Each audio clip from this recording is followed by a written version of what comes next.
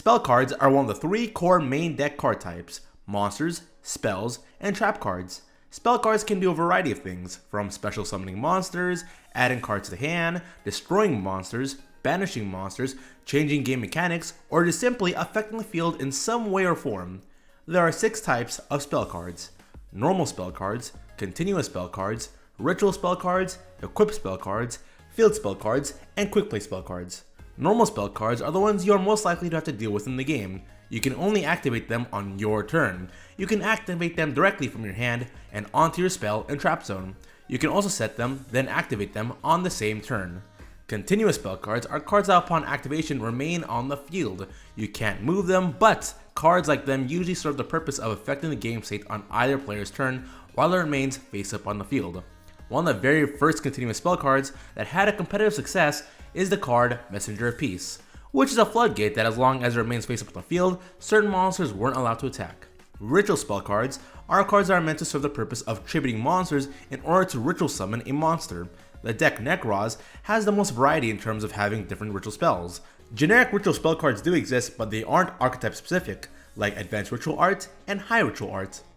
Equip spell cards, although mostly used for gimmick decks, were plentiful in the early days of Yu-Gi-Oh!, as they were used to boost monsters' attacks and defense.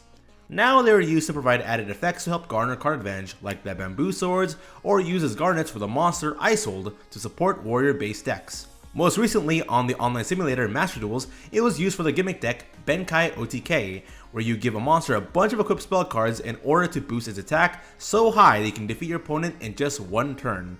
Decks have revolved around equipped spells, like Violon and Noble Knight decks. Field spell cards have specific zones to be placed. They can be activated or set onto the field zone. Just like continuous spells, they remain on the field.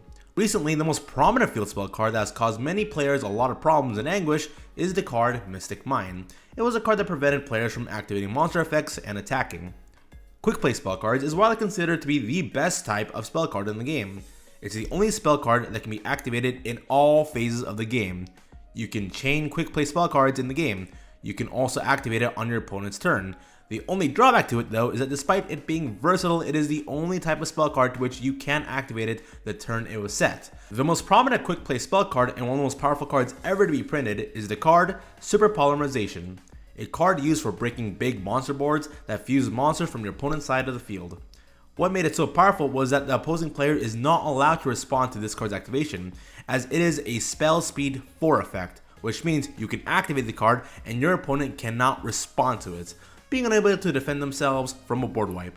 Those are the 6 spell types of spell cards. While there are so many different spells that can do anything and everything, here are a couple cards you should consider to put in your main deck or side deck. Lightning Storm, Raigeki, Harpy's Feather Duster, and Dark Hole are all spell cards focused on going second, destroying all your opponent's monsters or back row in one swoop. Cosmic Cyclone and Twin Twisters will forever be in the mind of players side decking, as you never know when you'll be playing against a player whose deck is built around spell and trap cards being the center of their deck strategies. The pot cards like Pot of Extravagance, Pot of Prosperity, and Pot of Desires are all cards that are designed to net you card advantage at a potential steep cost. Adding cards to your hand is an important part of the game, and the pot cards can decide the game results. Spell cards that can help you garner more advantage would be Triple Tactics Thrust and Triple Tactics Talons.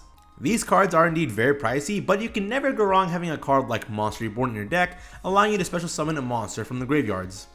Spell cards provide versatility and can sometimes win you the game. There are a lot of powerful spell cards out there, and one properly activated spell card can win you the whole game.